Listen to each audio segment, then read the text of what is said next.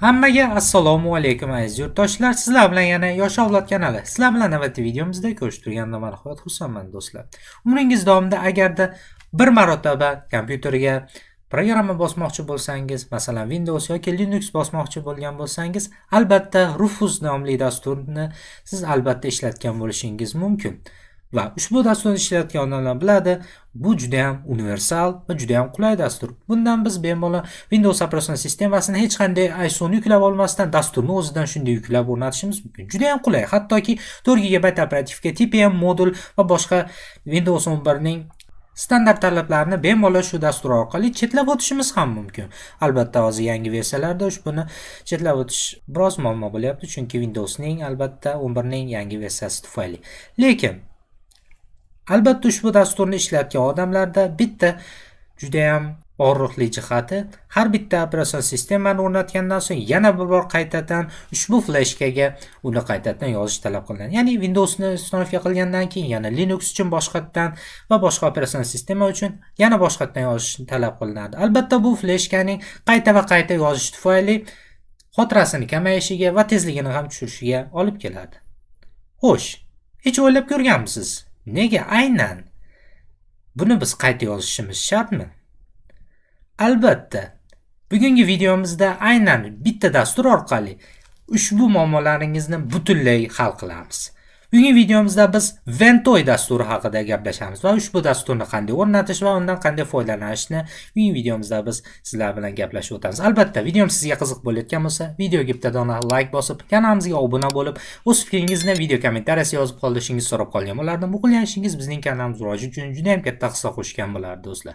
Xo'sh akalar, sizlar tayyor bo'lsangiz, unda biz videomizni boshladik do'stlar.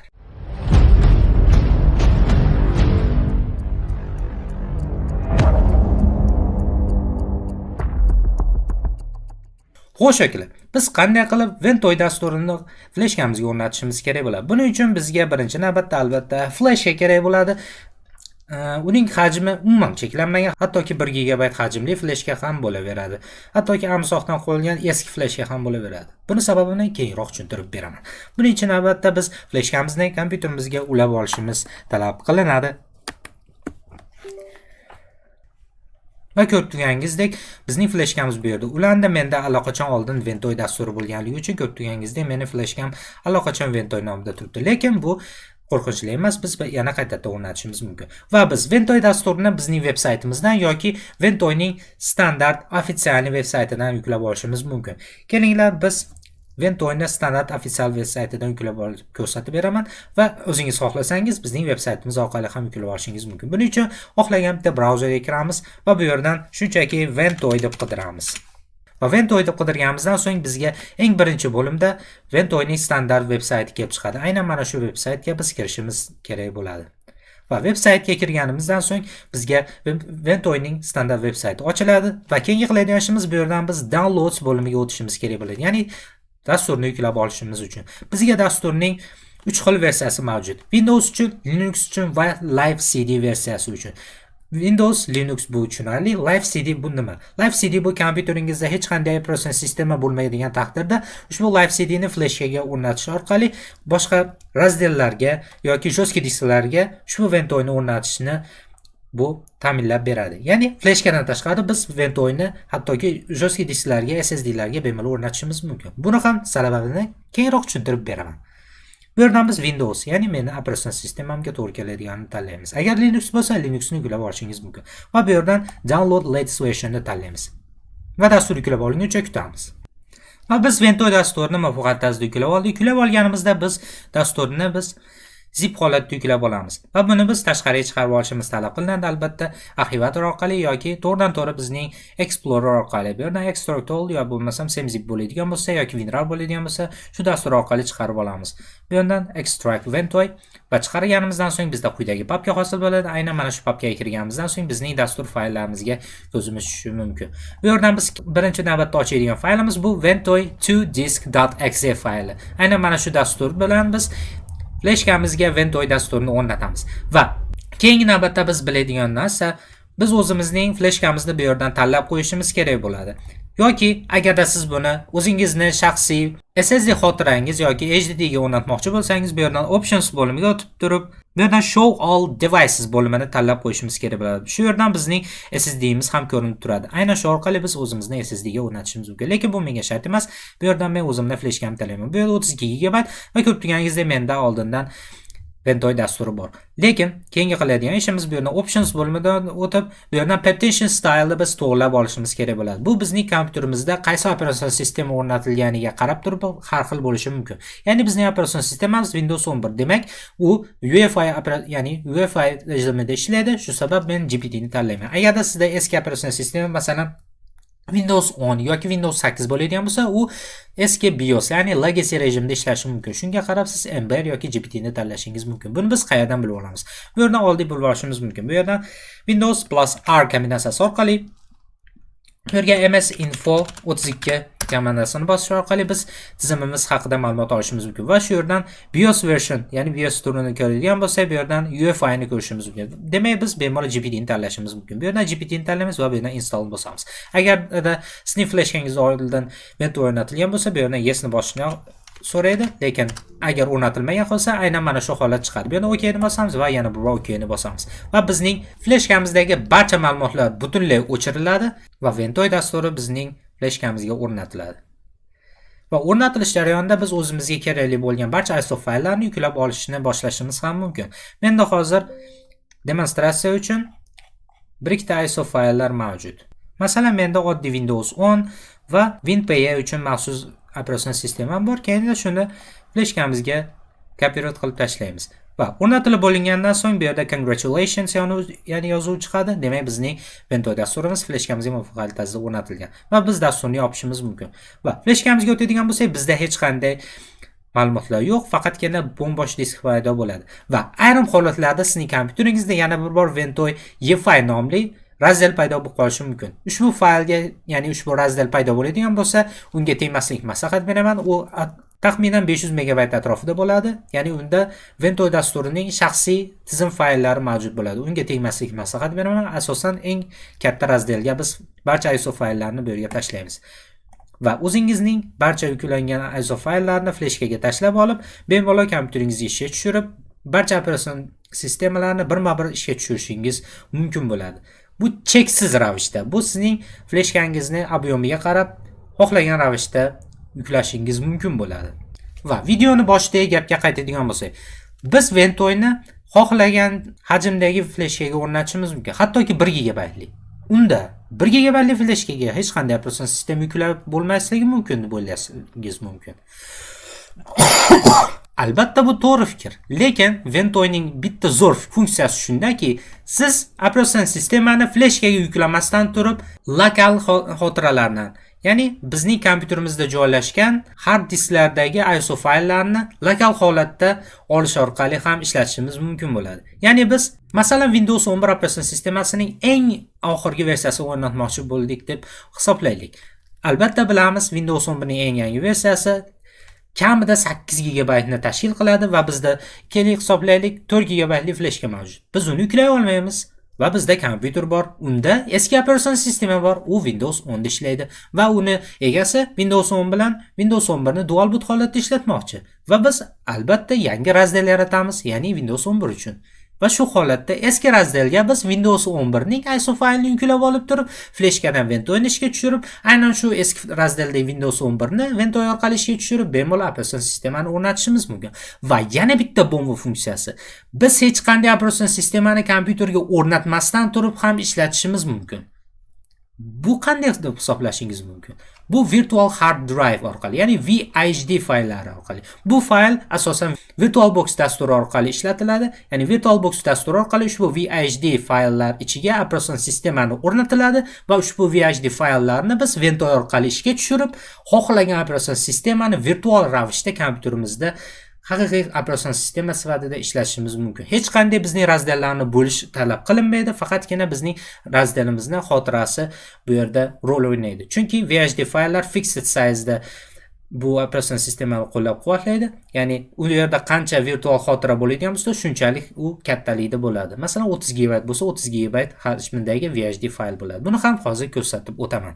Kelinglar, shuni biz bitta operatsion sistemani o'rnatib, misol tariqasida ko'raylik. Masalan, Windows 10 ni virtual ravishda VHD faylga o'rnatamiz va uni Ventoy orqali ishlatib tushirib ko'ramiz.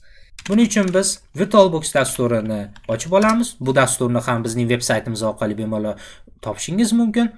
Va VirtualBox dasturini ochganimizdan so'ng bu yerda yangi virtual mashina yaratamiz va yaratilish joyida bizning VHD faylimiz saqlanadigan joyini ko'rsatishimiz kerak bo'ladi. Bu yerda CD standart holatda. Bu joyni eslab qoldiramiz va bu yerga standart Windows deb yozamiz. Va operatsion sistemaning versiyasini tanlaymiz va bu yerdan ISO faylni tanlab qo'yamiz. Bu yerdan Windows 11. Men Windows 10 deb tanladim, chunki Windows 11 standart tanlaganda bu bizning fayllarimizni shifrlab qo'yishi mumkin, shuning uchun hech qanday muammo bo'lmasligi uchun. Buni tanlaganimizdan so'ng pastga tushib turib, operativ xotirani xohlagancha qo'yishingiz mumkin. Masalan, men 2 GB ham e'tibor berdim. Bu yerda ikkita yadro ajrataman va albatta bu yerdan E5 versiyani tanlab qo'yishimiz kerak bo'ladi. Bu aks holda bu ishlamay qolishi mumkin. Bu yerdan E5 ni tanlaymiz va bizning xotiramizni tanlaymiz. Menga 10 GB ham yetadi, chunki bu light versiya, bu yerda bemalol yetadi. Va bu yerdan pre-allocate full size ni tanlab, bu yerdan VHD faylni tanlaymiz. Pre-allocate bosganimizda aytib o'tganimdek, ushbu hajmdagi fayl shu hajmgacha kattalashadi va bu Ventoyni, bu operatsion sistemani ishlatib berishini ta'minlaydi. Bu yerdan finish ni bosamiz va bizning fayllarimiz tayyor bo'lguncha kutamiz. Bu albatta sizning xotirangizni SSD yoki HDD'ligiga qarab turli tezlikda bo'lishi mumkin. Va biz sistemamizni yaratib oldik. Endi buni ishga tushirib, operatsion sistemani o'rnatishni boshlaymiz. Albatta virtual ravishda. Va biz operatsion sistemamizni muvaffaqiyatli tarzda o'rnatib oldik. Aynan endi ushbu operatsion sistemamizni o'chirib olamiz. Va o'chirib olganimizdan so'ng biz fleshkamizga bitta config faylni yuklashimiz kerak bo'ladi. Bu config faylsiz biz VHD fayllarni ocha olmasligimiz mumkin. Bu config faylni bemalol bizning Telegram kanalimizdan topishimiz mumkin. Bu Ventoy VHD boot config fayli, bu zip faylda bo'ladi. Buni biz ochamiz. Chiqarganimizda bizda ikkita papkani ko'rishimiz mumkin. Bu yerda Windows 7 basic va Windows 10 basic. Ya'ni biz VirtualBox orqali Windows 7 gacha bo'lgan operatsion sistemani o'rnatib ishlatmoqchi bo'lsak, aynan mana shu config faylni foydalanishimiz kerak. Agarda Windows 7 dan yuqori, ya'ni E5 versiyada ishlaydigan operatsion sistemadan foydalansak, biz Windows 10 basicni tanlashimiz kerak. Bizniki Windows 10 basic, shuning uchun buni ochamiz va buni ichidagi ushbu img faylni copy-paste qilib, biz Ventoy papkasini ichiga kiramiz va bu yerga bitta papka yaratishimiz kerak bo'ladi. Papkaning nomi standart Ventoy bo'ladi. Ya'ni buni ichiga biz barcha konfiguratsiya fayllarni yuklaymiz. Bu yerga biz shunchaki buni tashlab qo'yishimiz kerak bo'ladi va barchasi tappa tayyor. Endi biz kompyuterimizni ishga tushirib, ya'ni pezagusga qilib, Ventoy orqali ishga tushirib, ushbu VHD faylni va bizning kompyuterimiz ichidagi ISO fayllarni ishga tushirib tekshirib ko'ramiz. Qani, ketdik akalar. Va biz kompyuterimizga ham o'tib oldik. Endi biz kompyuterni pezagusga qilib, fleshka orqali ishga tushirishimiz qoldi xolos. Bizda fleshkamiz ulangan. Buni biz kompyuterimizga yana bir bor qaytadan ulaymiz. Va albatta bizga klaviaturamiz kerak bo'ladi. Biz boot menyuga o'tishimiz uchun standart F12 kombinatsiyasi orqali, ya'ni F12 knopkasi orqali kiramiz. Agarda sizda boot menyu yonmagan bo'lsa, siz F2 kombinatsiyasi, ya'ni F2 knopkasi orqali yoki delete knopkasi orqali bemalol kirishingiz mumkin bo'ladi. Menda Lenovo kompyuterlarda standart boot menyu F12, BIOS esa F2 orqali kiriladi. Buni uchun albatta biz kompyuterimizni standart o'chirib olishimiz kerak bo'ladi. F12 orqali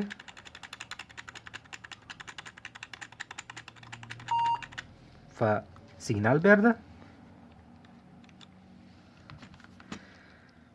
Va biz boot menyuni ko'rishimiz mumkin. Bu yerdan biz o'zimizni fleshkamizni tanlashimiz kerak bo'ladi. Bu yerda menda USB HDD, Vendorka Product Code. Va bu yerdan kiradigan bo'lsak, bizning Ventoyimiz ishga tushishi kerak. Va Ventoy va ko'rib turganingizda bizda Ventoy ishga tushdi. Va ko'rib turganingizda menda hech qanday ISO fayllar mavjud emas. Agarda Ventoy fleshkangizga birorta ISO faylni yoki VHD faylni yuklagan bo'lsangiz, bu yerda ISO fayl ko'rinadi. Xo'sh, biz qanday qilib kompyuterimizdagi ISO fayllarni tanlashimiz mumkin? Buning uchun biz klaviaturaga o'tamiz va klaviaturamiz orqali bu yerdan F2 knopkasini bosishimiz kerak bo'ladi. Va biz standart o'zimizning xotiralarimizni ko'rishimiz mumkin. Bu yerda Ventoy uchun standart va bizning Windows fayllarimiz va hattoki bizning E5 razdelimizni ham ko'rishimiz mumkin. Bu yerdan Windowsga qaytaman va men boya saqlagan ISO faylni ochishim mumkin bo'ladi. Men bu yerga storage device, bu yerdan ISO va ko'rib turganingizdek bizning ISO fayllarimiz mavjud. Masalan, kelinglar bu yerdan yangi PROS, ya'ni ushbu operatsion sistema ham bizning ovozda bor edi. Kelinglar shuni ishga tushirib ko'ramiz. Normal va normal boot. Nok. Va bizning PROS operatsion sistemamiz, albatta bu Live CD versiyasi. Bu standart o'rnatilmagan. Albatta bu e'tiborlaringiz uchun bu Linux distro, macOS emas.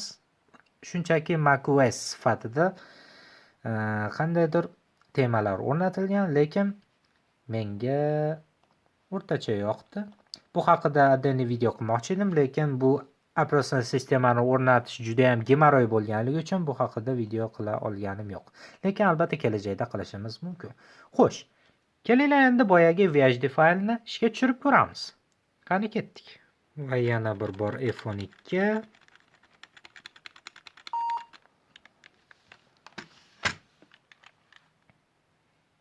va yana Ventoyga kiramiz.